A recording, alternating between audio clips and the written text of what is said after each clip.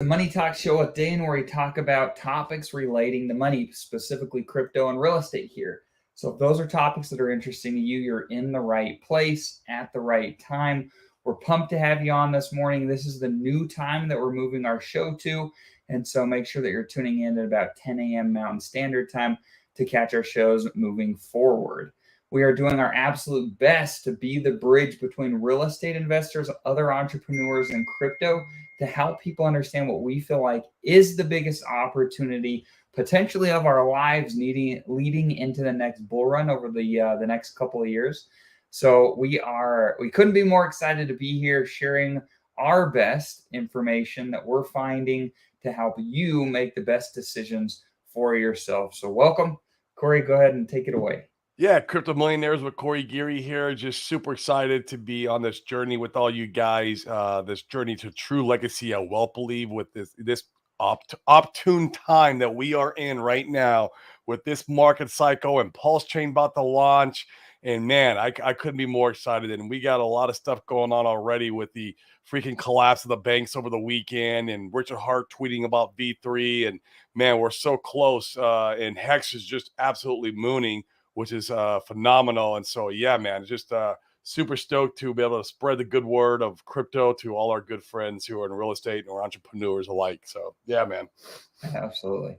Lots of cool things to cover today. Let's start with the most recent Richard Hart updates. These are great. Let me go ahead and come over here, share my screen. All right. Cool, we're in. All right, so Richard gave us some more updates today, which was really exciting. The EBS volumes are warming up. Blockchain Explorer is 95% done syncing, though it's been sitting at 95% for a good long while. And Pulsechain is deployed. AMM ratio repair hasn't been run yet. Can't wait till it's public. So, big freaking news. Corey, are you familiar with the EBS volumes, what those are, and how they operate? Lost your volume. Can you hear me now? Oh, we got you. Yep. There we go. Yeah, I'm not sure on that, man. It's a little bit out of my realm of knowledge. I could follow up with Gamma. He would know. But I do know the Block Explorer is the connection to the like how we have Etherscan for Ethereum, and everything's connected and synced together. And so he's waiting for the Block Explorer to be synced so we can have basically visibility of the blockchain at any given time, what's going on as far as what blocks are on the transactions, the speeds, everything. But the other part, yeah, I'm not 100% sure. We should, but I'll find out for us. Okay, sure. Yeah, get that information. That'd be interesting. Sounds like they're working on the AMM bot, so we're closing in, which is cool. And this part underneath here was really interesting. To be clear, I'm talking about testnet V3, the final testnet before mainnet. I know there's been some speculation that would we have, additional testnets? How long would we be waiting? So according to Richard Hart himself, this is the last testnet before we go live. So knock on wood, as long as this one goes well, there's no big issues. This could, we could be seeing mainnet relatively soon. Later this year, which is really exciting. It's exciting. Why don't you explain for our new viewers what an AMM bot is? Yeah, let's do that. So with Pulsechain launching, they're essentially going, and if I'm going to do my best to keep this super simple, so don't don't go too hard. I'm not gonna. So the AMM bot is required to go and balance all of the ratios in Pulsechain. And specifically, when they're launching Pulsechain is a full system state copy of Ethereum. That means all of the projects and protocols that are built on Ethereum will copy over to Pulsechain, as well as any ERC20 tokens that exist on Ethereum.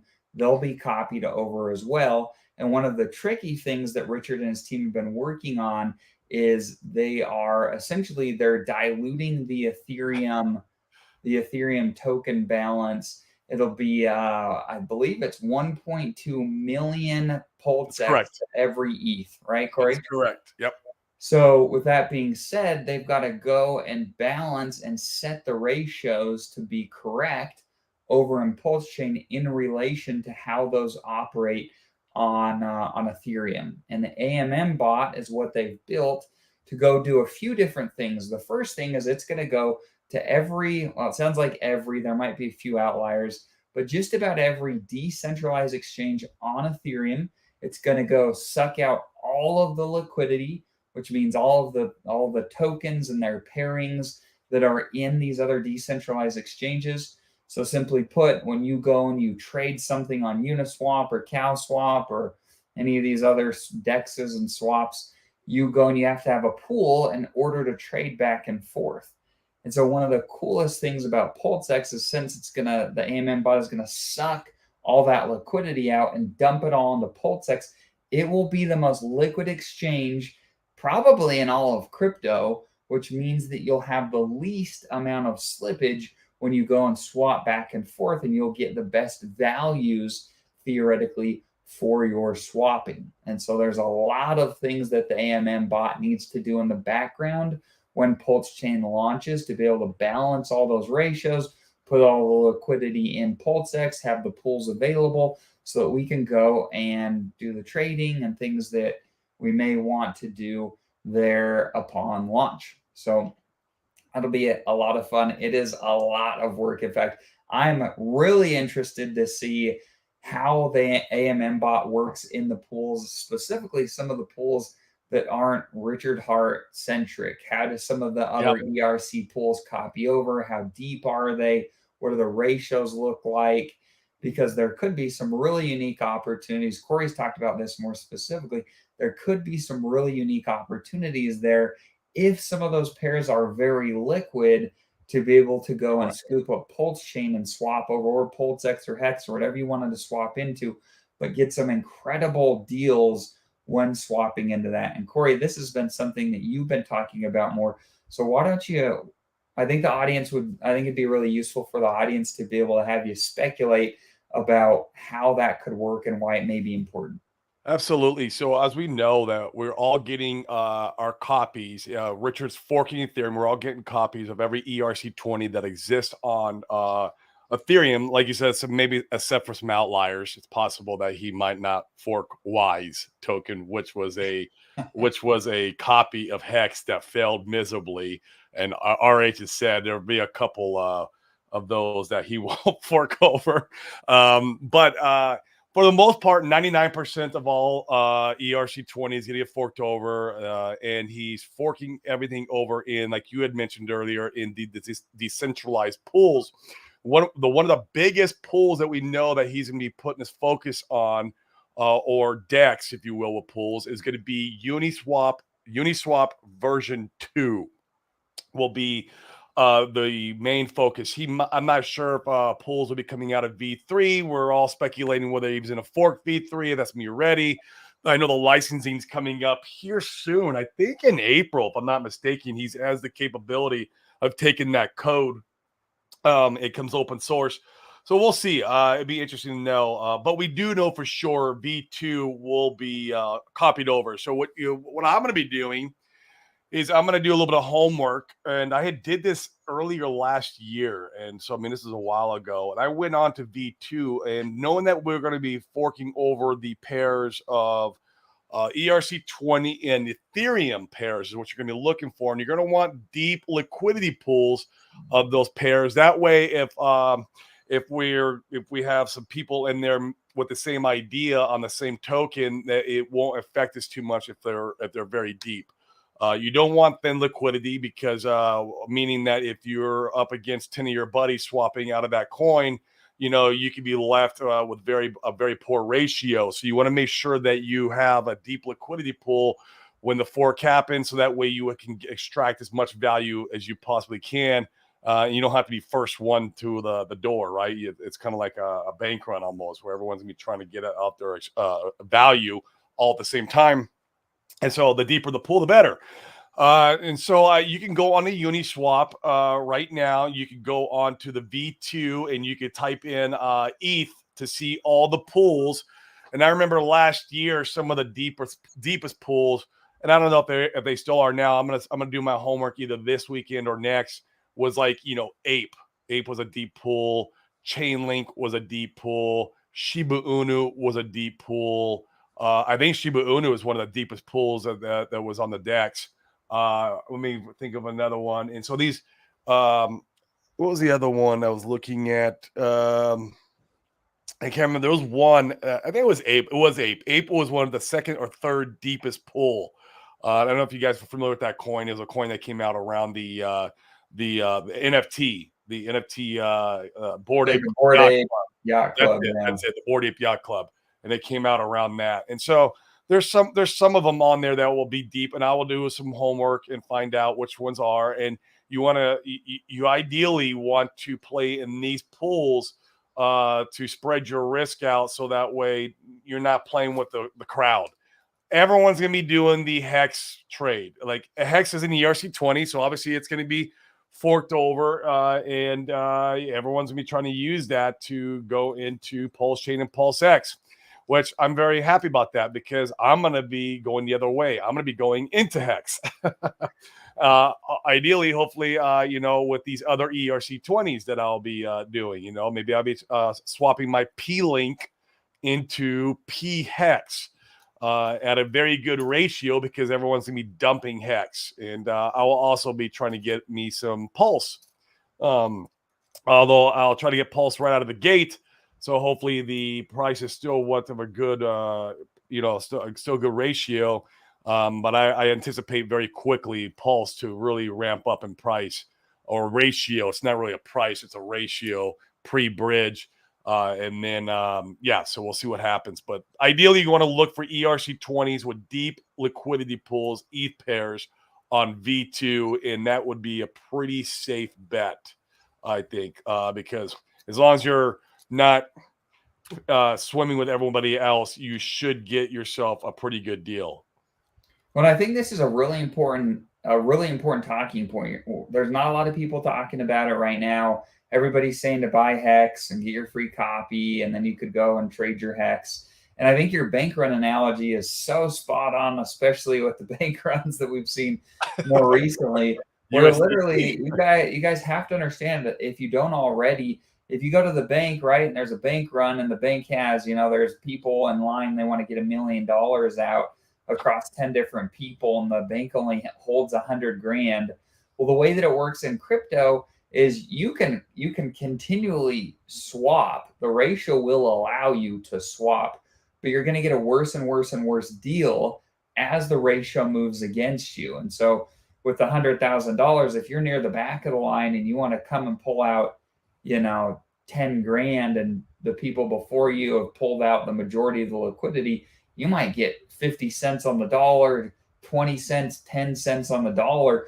And a lot of these people, in my opinion, are going to get that type of deal when they're swapping Hex, their Hex copy over on Pulsechain for Pulsechain or PulseX or whatever it may be. And so if you can find deep liquidity pools, and this is where you've got to, if you want to play this, you're playing a little bit of a game, because you've got to go buy the token before Pulsechain launches, before the block that they copy. So you've got to buy it beforehand. You've got to get your copy. If it's not a token you're interested in holding long-term over on Ethereum, then as soon as you verify you've got your copy, you want to dump it on the ETH side as fast as possible, theoretically, to maintain your value there. And then over on Pulsechain, you've got to make your swap. You got to swap it for Pulsechain or PulseX or whatever it is that you want. You want to do that theoretically as fast as humanly possible, because the bank run is going to be happening on all assets. In my opinion, everything's going to be going over. Let's speculate right there. Just for a second, let's speculate right there. We want to make sure, for one, that, this is my opinion, not financial advice. We're just some dudes on the internet. Do your own research. But I don't want to use any of the RH ecosystem tokens for this swap, including Hedron, Icosa, Pulse Bitcoin, any of the Maxi tokens, the perpetuals, because for one, all these tokens have very thin liquidity over on Uniswap. They all play the same game that Hex plays, and Hex likes to be thin too. That's why RH likes it, because he likes to see massive price action, which we've seen the last few days. It's been amazing.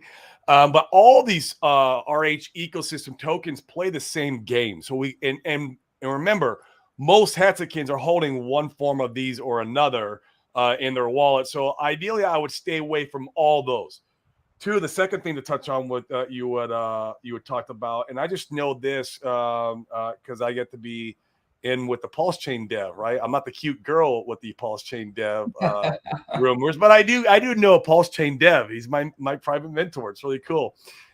We had talked about this, and even though he hasn't told me directly, he's not going to tell me directly because he's under this strict oath with RH. But here's the thing: we're going to be spinning up node validators for Pulsechain testnet. And we're going to be, beating on the system, beating on the chain, making sure that everything works correctly. All the testnet validators are going to make sure that they're operational and they're humming along. And we got to, run it and see what happens and see if we can break it. Well, there's going to be a time where all of us, or not all of us, but a good portion, he's going to want a good portion of us to switch over the RPC setting and switch over all the settings that it's going to do in the clients for mainnet.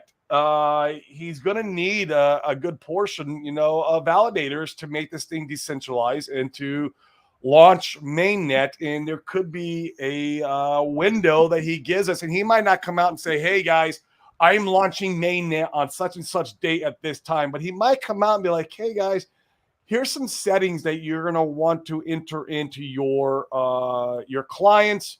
Here's a new RPC setting. I'm not going live now, but I want you guys to go ahead and build out your clients, getting ready to launch, and be ready for when I say go."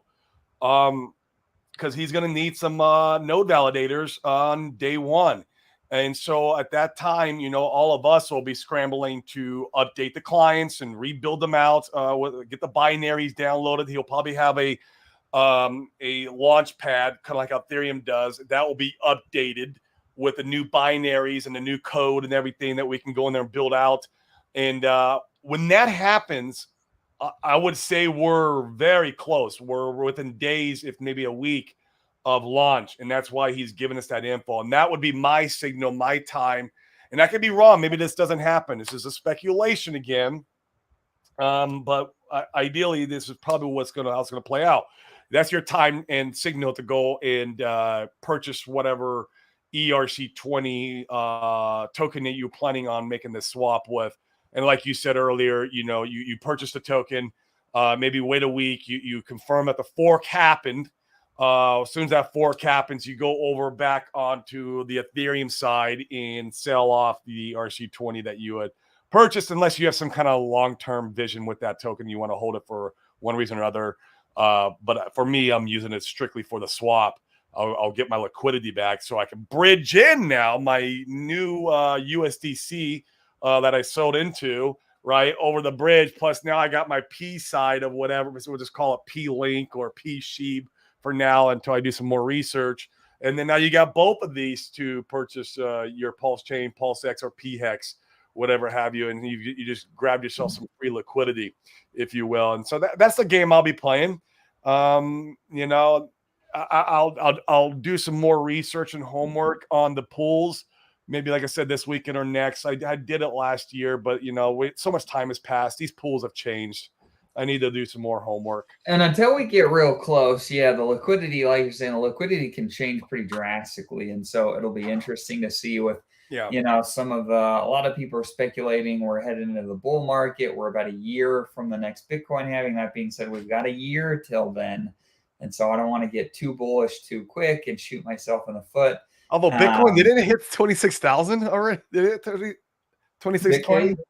Yeah, today, this morning. I think it may have. I didn't. Which is crazy. I was more paying attention to Hex than Bitcoin. I know. Right. Hex hitting 9 cents is a lot more exciting than Bitcoin hitting 26,000. Right. So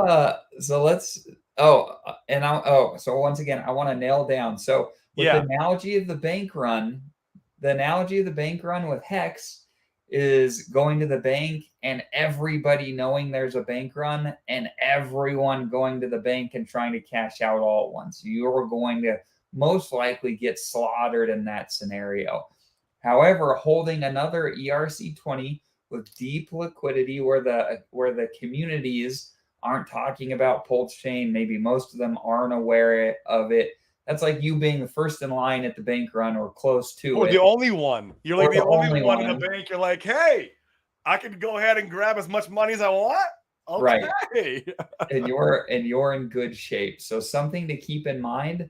We're all real big advocates. We're going to be holding plenty for our copies and all that type of stuff. But there's a way to play the game. And in crypto, make no mistake about it, it's player versus player. And a lot of these guys will say things to try to pump their own bags and play these games. And you want to do your homework to be best prepared as you can to benefit yourself and those that you know, like, and trust. So Yeah, and be I'm gonna play careful the out there. trader game with assets that I don't care about, right? Like I don't give a crap about P-Link or P-Ape, right? But I do care about my hex. And so I don't want to get wrecked doing a bank run with my hex. No, and a lot, and I mean, and to that point, I think that we would all agree that the value of PHEX, I mean, we could be multiple dollars in 2025. Some people are Absolutely. speculating over $10. Now, I don't know if we get that high, but like it's within the realm of possibility. And gosh, if you're trading that 50 cents on the dollar, oh my gosh, that could hurt. So That be could careful. hurt. Yeah, when you look back and oh my god, the wreck. You get so wrecked by Yes. playing that game. So just be careful, guys. Even be careful with the ERC20 swapping. Like you want to go on a Uniswap, pick out like the top 10 deepest liquidity pools, and then pick one that most people don't talk about. Like I'm not going to be using Shiba Inu. I won't be using that one. Because a lot of people do talk about that one. And Shiba Inu, there is rumor that they're coming over to Pulsechain. We'll see if that actually happens. It'd be interesting to see. But I feel like a lot of Hexicans will be using that one too. So I'm going to pick one that, a lot of people aren't talking about. And maybe I'll name off some here on the show. But the ones I name off here on the show will probably not be the ones I'm playing. Right, exactly. Let's I thought this was a Richard Hart at it again. He let me share this. So we had Hibbit Hex this morning. Oh yeah. She provides a lot of great information. She does a great job contributing to the hype machine. That being said, a lot of her information is often not correct. And sure enough, here we have an example of that. So she says V3 is dropping any minute now. And Richard comes in and says, chill. If it was any minute, I'd say any minute. So once again, Hibbit does an excellent job building the hype train. You just want to be careful about the information and that you're utilizing and how you're acting on said information. So we're close, but we're not any minute close. So that's interesting to see. Yep, absolutely. Let's look at the hex pump today. Holy cow, we're almost to 9. We're almost to 9 cents. So I got asked a question in our group. It's like, hey, do we still DCA and hex? And everyone's you got to make your financial decisions yourself. I do believe hex could go to 18 cents personally. This is me personally, and this is not financial advice again. When the V3 announcement happens, because I see a lot of liquidity moving up into that range, and so that's where the anticipation I think is going to be is the 18-cent range. So you could continue to DCA in these levels. I'm not personally myself, but what are your thoughts on that, Dane, about DCAing in these levels? I mean, so we're working from the basis that we built really strong positions very near the bottom of the dip from, the roughly 2 cent to 3 cent range. So we're sitting really well with our bags and hex, and we feel comfortable about that. That being said, I mean, I feel like, man, it really well, and this is the hard thing. It really depends on what you want to do with your hex when Pulsechain comes out, how high you think hex can go. And in fact, Corey and I were talking about this the other day, and I think we vary a little bit on our opinions here. This will be a good topic to chat about. So I'm of the mindset that if you want to play a short-term game, I think just about any buys under 10 cents are pretty reasonable because I think just about, and I could be wrong, once again, this isn't financial advice, but I think it's pretty reasonable to say that at these levels today, you're probably going to get a double from here, Yeah, I running can go with running that. into Pulsechain. Yep, I can go Yeah. with that. And the liquidity is kind of proven that on Uniswap. Right, right. So liquidity is moving up to the 20 cent range, the 19-20 cent range. That means that some of these guys providing liquidity think that it's going to head there. They're trying to polarize the price that way. Or a And so benevolent actor could also be polarizing the price that way. And yeah, he probably knows where it's going more than any of us. yeah, absolutely. I think that's a really fair train of thought. And so, with that being said, I think anything under 10 cents is a double. And then, depending upon how you want to play your hand, you've got to make some decisions. The tricky thing that I've been monitoring, so I've got the monthly, I've got the last 30 days here pulled up on the hex chart. Let's change it to candles, it'll be a little easier to read. So here's the monthly, or not the monthly. This is the last 30 days. And I've been hopeful that we saw a decent pullback, that there could be some better buying opportunities, but there really hasn't been any that strong of pullbacks. I mean, the strongest one was Yeah, from here at about 7.5 cents, five and a half. down to 5.5 cents, roughly Yeah. speaking. I mean, that's not for crypto, that's not that strong of a pullback. And the fact of the matter is we just don't know. I mean, you and I have talked offline about the market kind of, or hex price, seeing a nice pullback after V3. But where does that leave us? Does hex pump to 12 cents, 15 cents, maybe even 20 cents? I don't know. But then does it pull back? How far does it pull back? Does it pull back 50%? I mean, from what we've seen ever since this bottom here, I mean, we haven't, you can see it's almost straight up.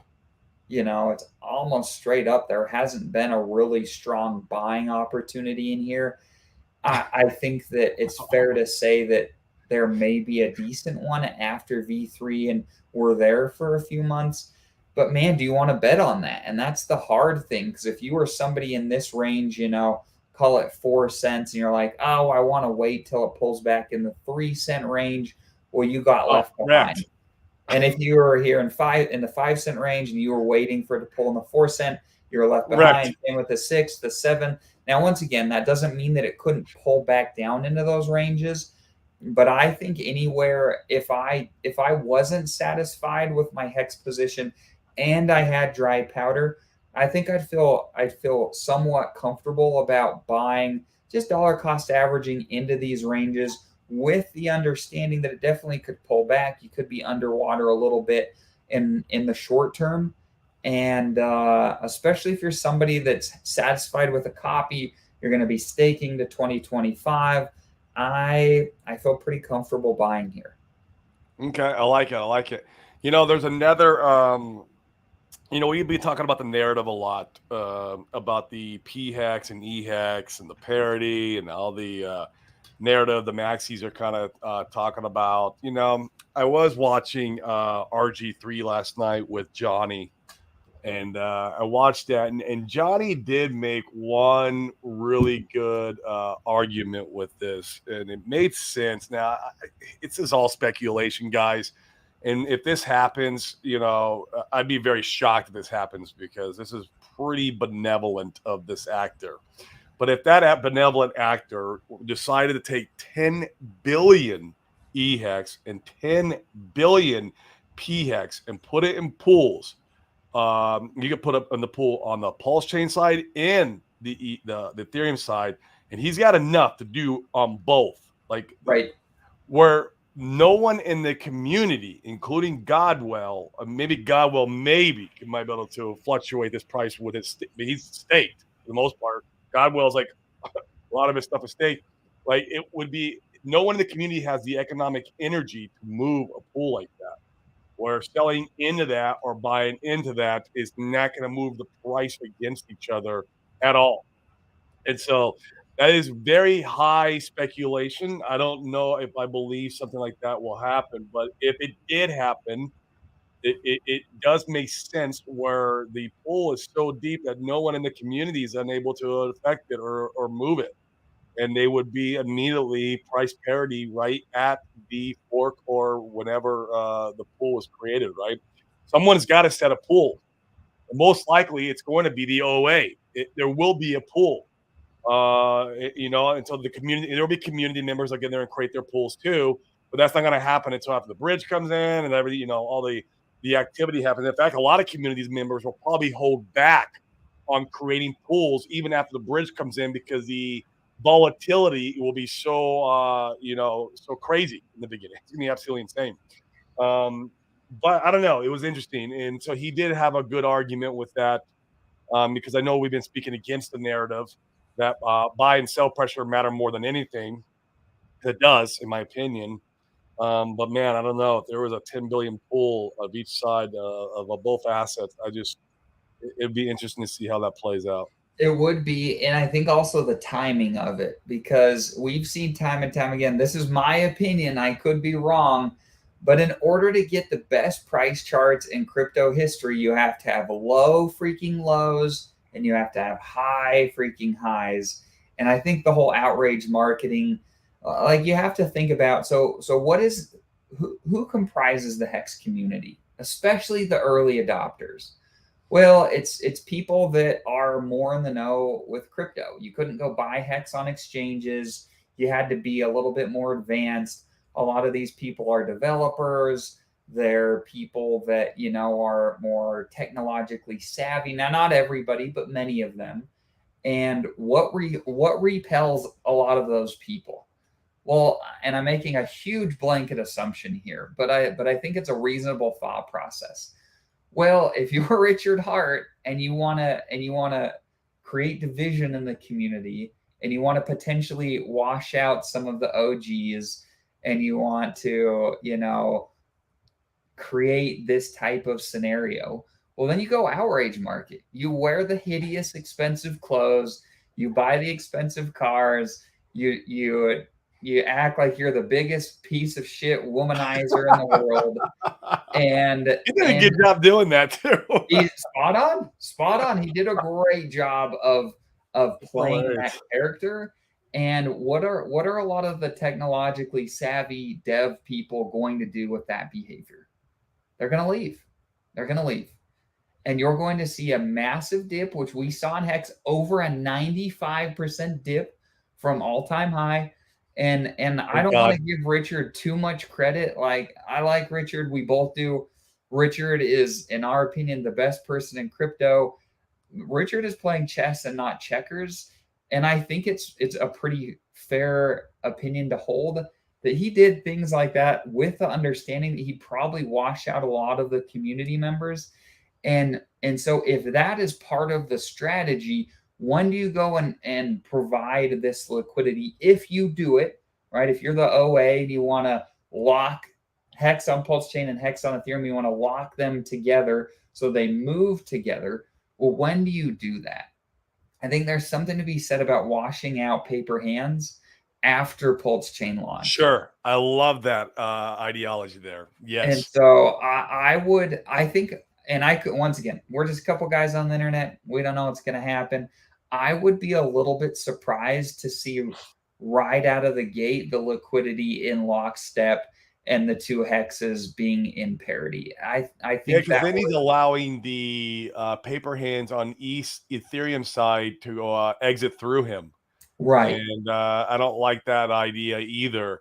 But another good point that Johnny made last night. And I'm going to talk to him and see if we can get him on our show. I would love to just have this discussion with him. It would be fun for all of us to have this discussion. But he was pointing out, like, well, because a lot of people point out, well, it didn't happen on ETH POW. It didn't happen on ETH Fair. Well, it's Right. because it was never part of the plan. EPOW or Fair was never in Richard Hart's interest, and Richard Hart knew if he would deviate from the plan and provide liquidity over there, then people would dump it because they don't respect the chain. The chain's not adopted. Basically, it's not. It's an unadopted chain. It's unproven. It's not his chain. So why is he going to go over there and protect the assets over on that chain. And so that was a good point. Because Ethereum is going to continue to be used. It's the most adopted chain that we know of right now. Our whole Pulse chain can be a contender, but even if it's a contender, Ethereum's still going to thrive. Ethereum ain't going anywhere. This is unless the U.S. even if the U.S. were to crack down and call it security. Well, okay, well then I'm sure we'll just see a lot of those node validators migrate out of the United States and start being more worldwide and more decentralized, which I wish they would do that. But hey, Ethereum can do whatever they want. We got Pulse Chain. Right. So it'd be interesting to see how this is all going to play out. But Johnny did make some good points on yesterday's show. And so I would love to have him on. I'm going to reach out to him, see if we can get him on. And it'd be fun just to have this conversation. Yeah, it'll be interesting to see. So a lot of things to speculate here in the Richard. That's why I'm not using Hex for my freaking swapping around though and pre-bridge. It's just that's just a bad play. People are still talking about that. I saw another influencer yesterday. I tuned in, and I won't mention his name because I don't want to put people under the bus. But I tuned in for a minute, and he was shilling that up and down. I'm like, oh, bro, like why? What the Hex copy? Yes, to buy Hex now to get Pulse. This is your only way to get Pulse. Yeah. Like this is like the only way to get Pulse. And like, no, it's not. Just stop. I get it. You want to pump your Hex bag right now. That's great. We all do. But man, do it with the right integrity, right? And speak the truth about what's going to happen. And let's look at both sides of the coin, even though the bad side might not play out, but we need to look at it. Right. We need to at least look at it. And it's a tricky balance because frankly, like those types of people in our community, they pump everyone's freaking bag. But you guys that are tuning in here, we want to try to help you be better operators in the crypto space to be able to differentiate between when somebody's just saying something to pump their bags and when they're telling you what they actually think and feel. You would be shocked. I'm telling you guys, and we don't know everybody in the community, but we know many people, and you would be shocked what some of these guys would tell you in person versus what they say on stream or in public. And so we've already witnessed that. Yes. It's completely different. And that is because this is PvP, player versus player. And we've witnessed that in person. Right. So just be wise out there. Just be careful. It's very important. Absolutely. Absolutely. And then I wanted to, so this is a great, I'm glad Bird Dog brings this up. Did you guys catch the little gem from Randy last night? No influencers pumping Hedron Icosa right now. They want the yield to themselves. Sure. I love that. Yeah. I was watching Randy's show last night, and he made a good point. I think those are, and my brother says it all the time. He's always reminding me, these are the hidden gems in our ecosystem, just because there's not a lot of hype around them right now. People kind of forgot about it. It's in the back of their minds. And, man, these are sleepers, guys. Remember when the best time to pick up assets is when no one's talking about it. Hedron did a 33x in the middle of a bear market, and that's because everyone forgot about it. No one was talking about it until Icosa was launching, and that's when Hedron pumped again, and people thought it was something that would have use case in our ecosystem. It's because of Icosa, but Alex had planned Icosa the whole time. He wanted the weak hands to get out, and no one was talking about it. And this is the time when you want to start collecting assets, is when they're on their dips, when people forget it. Everyone's focusing on Hex right now. Everybody's focusing on Hex, and let's not forget about some of these other beautiful assets that are in our ecosystem. And Hedron and Icosa are definitely two of those assets. My brother got lucky. He caught the loco the loco Icosa bottom. It went down to like 49 cents. I think we're at 65. I think we're at 65 cents. And my brother, he's staying at my house at 67 cents right now. Oh yeah, 67 cents. My brother's in my house right now, and he was bragging to me all night last night how he cut the bottom. It was really cool. And so let's talk about that, Corey. I think that's a really interesting discussion. So all the attention is on Hex. I think that Hex, and it should be. It's shining. It's the star of the show right now, right? The show is starting to go on, and it's out there dancing. And I spot on. really like, I mean, we like hex short term, we like it long term. Um, I I think there's love a it. lot to be said though, to be looking at some of these other things if you're building your bags and you know, we're going to get a copy of all this stuff over on Pulsechain. Oh, Some of this stuff in relation to hex is a way better deal, even with Hedron and Icosa pumping more recently in relation to what hex has done. They're at a discount. Some of the other perpetuals, you know, like if you're a Pulse Bitcoin yeah. ASIC token Let's stop right person. there for a split second. I don't know if you guys have been watching the Pulse Bitcoin and ASIC token chart, but I feel like, and that's not financial advice. Once again, I'm just some dude on the internet, but man, what do bottoms look like? Well, bottoms look like when an asset gets down to a certain level and it just stays there and runs sideways for a very long time. That's what ASIC token has been doing at the dollar range and Pulse Bitcoin. It has been running sideways there for like, I think like 2 months now, 3 months. I don't even know. It's been there for a minute. And so to me, that feels like a bottom for that asset. And so if you wanted to play in that asset class, this would be a good time to participate, in my honest opinion. Doesn't mean you have to. If you don't like ASIC token and Pulse Bitcoin and Hex Info and Gunther, I get it. Whatever, make your own decisions. I like it.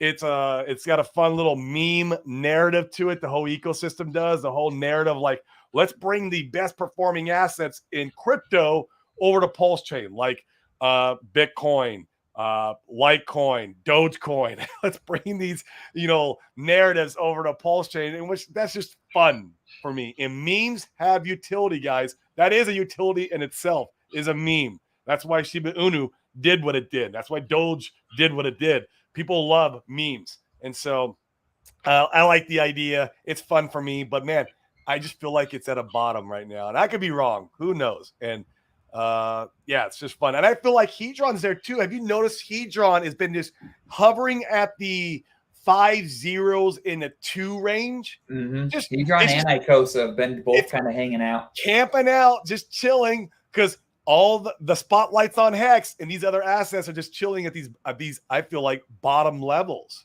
And so be careful, guys. I mean, you don't have to like put your whole bag in them. I mean, but I would just allocate, at least think about allocating a little bit to these assets. I understand that Hex is the star of the show, but man, a little bit goes a long ways in crypto. We all know that. Especially now, because in terms like Red Squirrel says here, if you value Icosa in terms of Hex, not USD, then it's about as cheap as it's ever cheap been. as it's going to ever be. Oh my God. We are so far off that arbitrage point.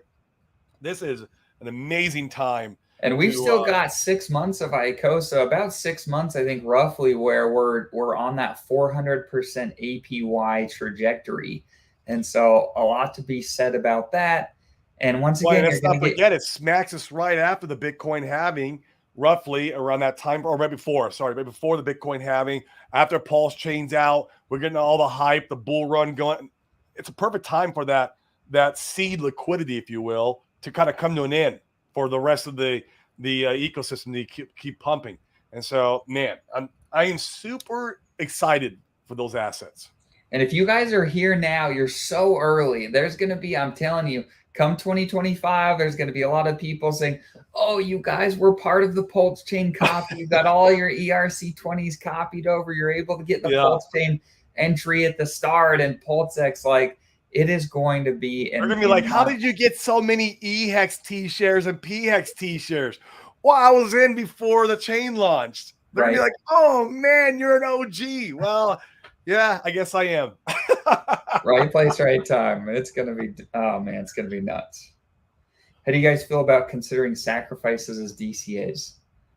I like it. I think that your dollar cost averaging in as part of your strategy. You're considering sacrifices. Oh yeah. Do it with the assets you really believe in. Do your due diligence. Not all of them are great. Some of them are good, really good. Like obviously, Famous is one of me and Dane's favorite one that we just participated in. So do your due diligence on them. They're the ones that we like, but not all of them are great. I mean, there's 170 projects, guys, coming to Pulsechain.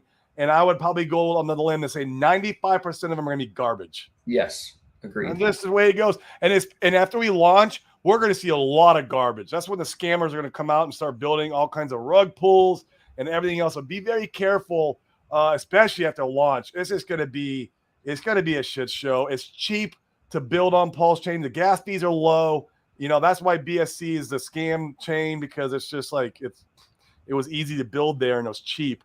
We're going to have some of the same issues. Now, we do have a better community than BSC. So we're going to have the community like the Pulse Police validate and everything. We're going to be talking about, we got people like Buck in our community. He calls out scams like left and right.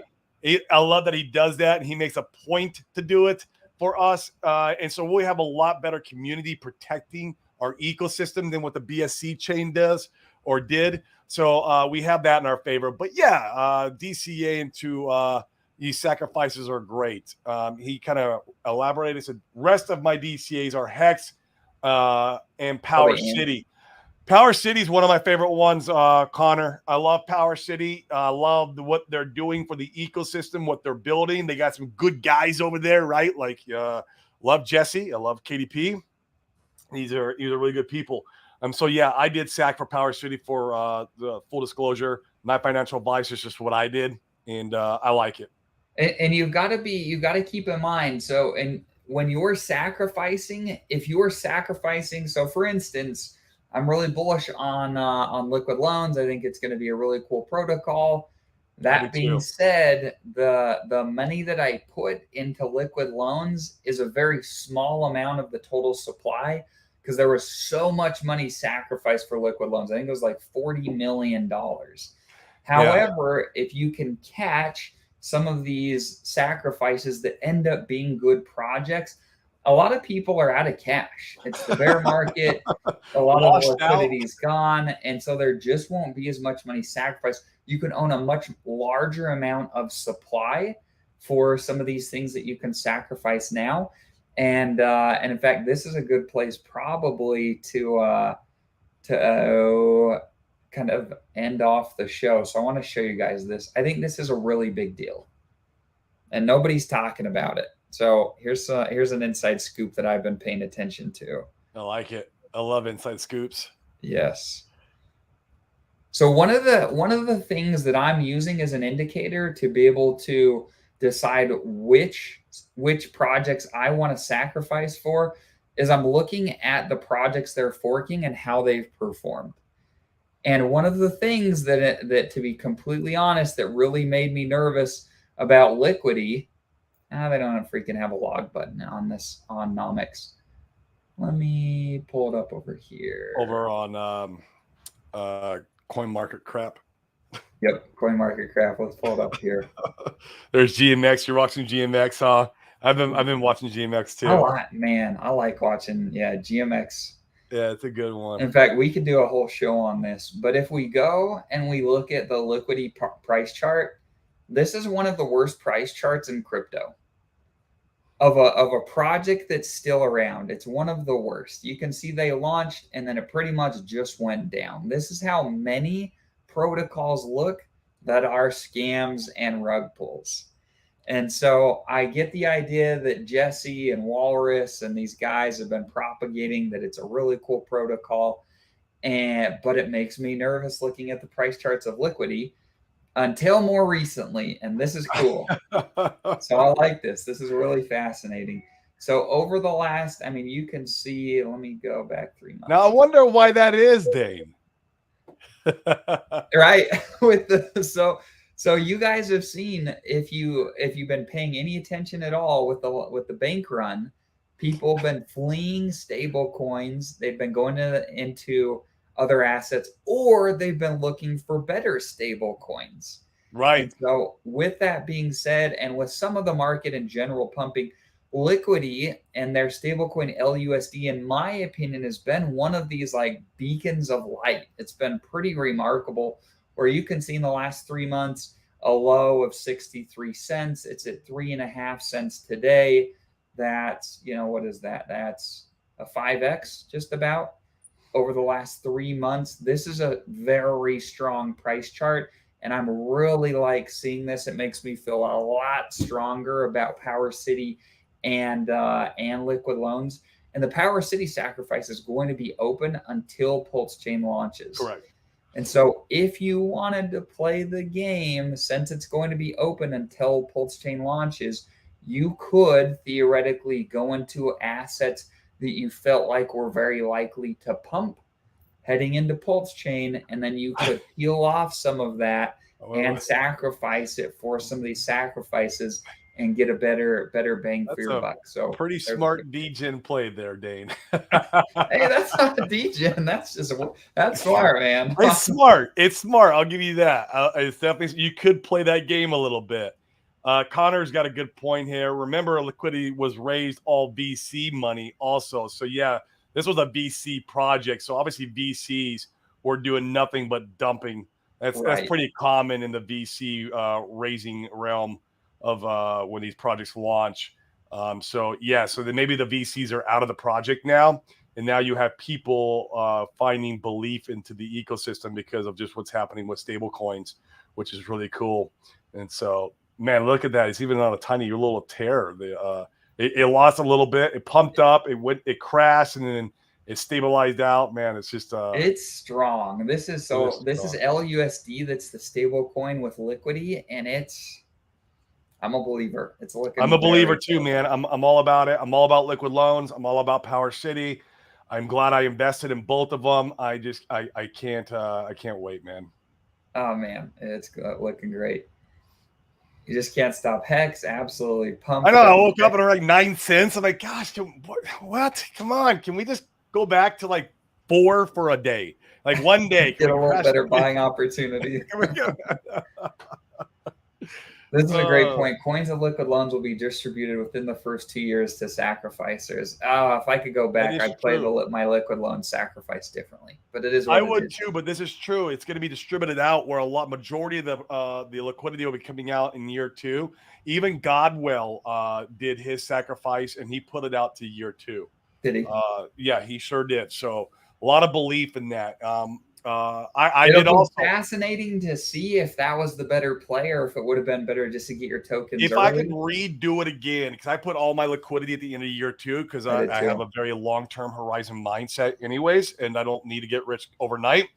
If I had to I would change it though. I would have maybe created more of a ladder type strategy where I had some liquidity coming out maybe every 6 months in the protocol, all the way leading up, so that way I could get in there and start doing some yield generating out of that asset, and then also you kind of front run the majority of liquidity since a lot of it's back. And with freaking 2 years, like you think about it, if the 4-year cycles continue to play out, dependent when Richard launches. The 2-year unlock could be on the downside of the top. We could be heading depending on when we launch. Correct. Depending on when we launch. And at this point, I mean, you figure, so Bitcoin halving is in a year. So even 2 years, I mean, you go back, one of the cycles, the top was a year after the halving. Now, there's a lot of speculation around those lengthening out more and more as we go along, and that appears to be backed by data. So I'm not super worried about the year, but man, like if we take another 6 months to launch, I mean, we're cutting it close. Yeah, cutting it close. But even if we're on the back end of that mountain, it'll be fine. We'll be all right. It just sucks because I mean, obviously we're going to be I'm planning on exiting it out a good portion of my portfolio, if not all of it, in this next bull run because I'm going to play the cycle game because I feel like that's what smart money does. They play the market cycles. It could go against a lot of the narratives in the community, but it sucks because we weren't able to create all that yield generation the whole time. And I just feel like I kind of shot myself in the foot. I wish I'd have created a ladder where same thing, where you just put a little bit at the end and then you increase the liquidity of the ladder as you come into the front end of the sacrifice when it launches. Agreed. I messed that one up a little bit. Yeah, that's how I'd have played it. But we also thought Pulsechain was launching shortly after that, and we're like, "Oh, this puts us right in the top of the bull run. This is amazing." And I think that might have been even Liquid Loan's attention too, with their plan with this.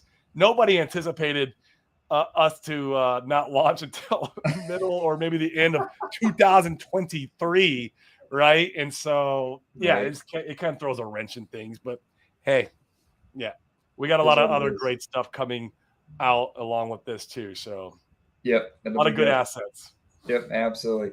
So hey, we appreciate you guys tuning in. The attendance on these shows has been astronomically high. We appreciate all your help Smash with the the likes, growth. guys. Subscribe if Likes, you're not on here. We always subscribes. forget to say that.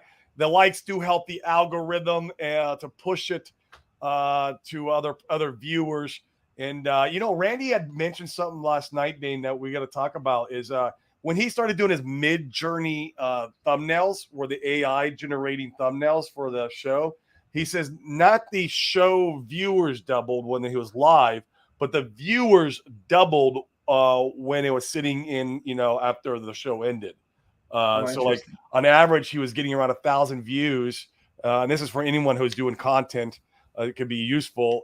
He was getting 1,000 views on his content when he started implementing the mid-journey thumbnails, the AI generated thumbnails. YouTube started promoting him more or pushing his algorithm more. And he literally doubled his views overnight. Oh, interesting. Yeah, Yeah. we can do that. So something for all you influencers out there who are creating content, something to think about. Maybe we start doing it too. Yep. Well, appreciate you guys being on. We'll be on tomorrow again. We'll be on the rest of the week. My internet should be working flawlessly moving forward, so we should have less of the We should have glitchiness. Stu We Man should be on good. this week.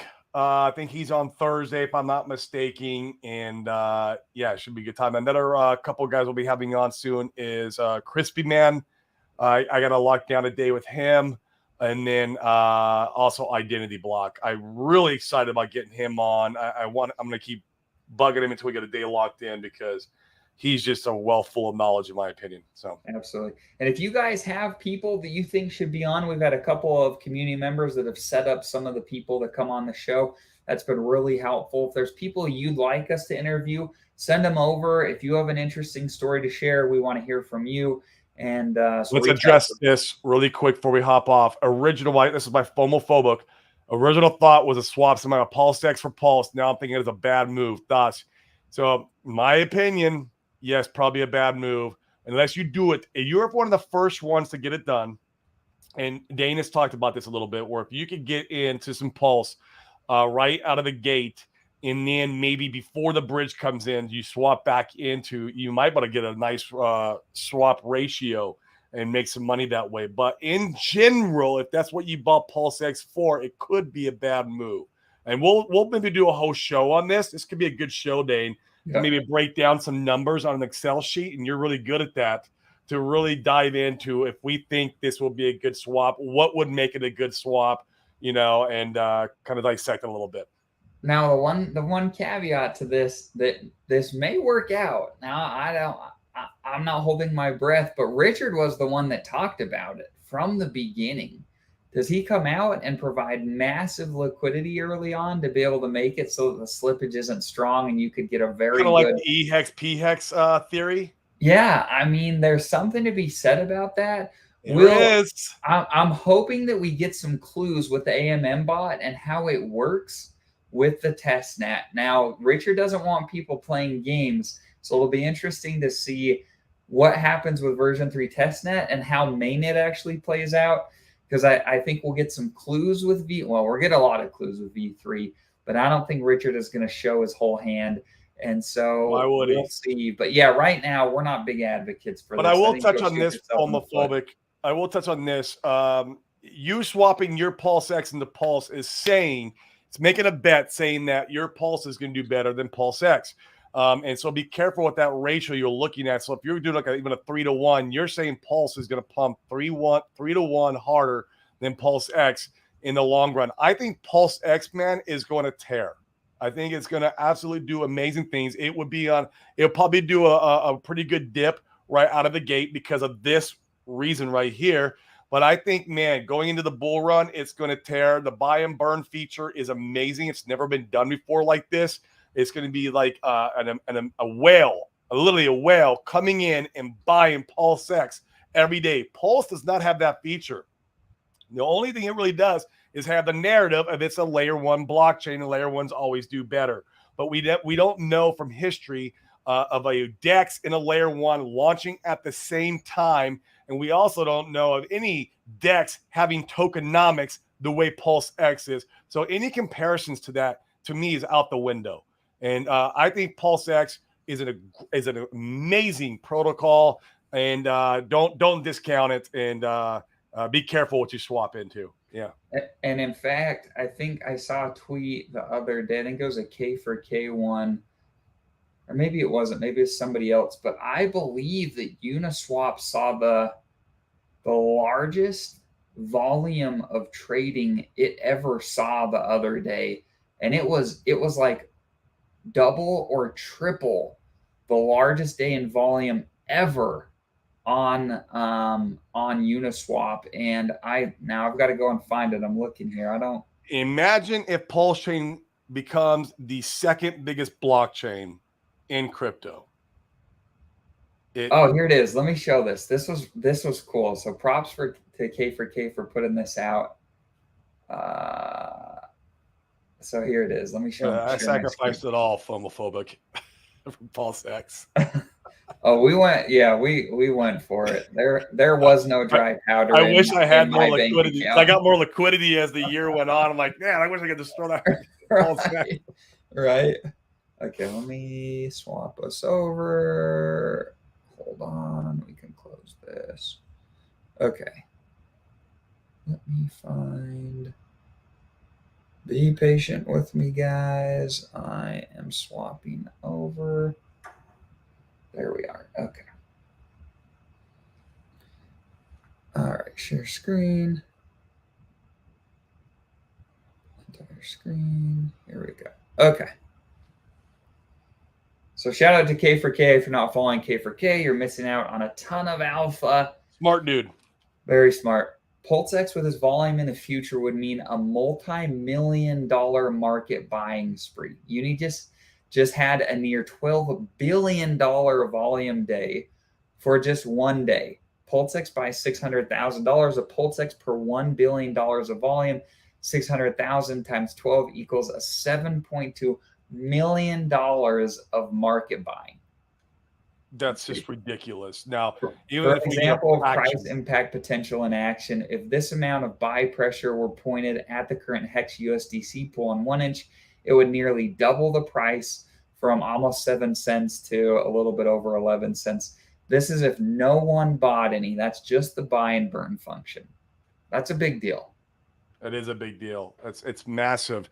Even if we get a fraction of that, it's going to be explosive. So, yeah, don't discount Pulsex. It's going to be an amazing asset. I think all 3 assets that RH made is going to be phenomenal and do well on Pulsechain. So, absolutely. So cool, guys. We will catch you tomorrow.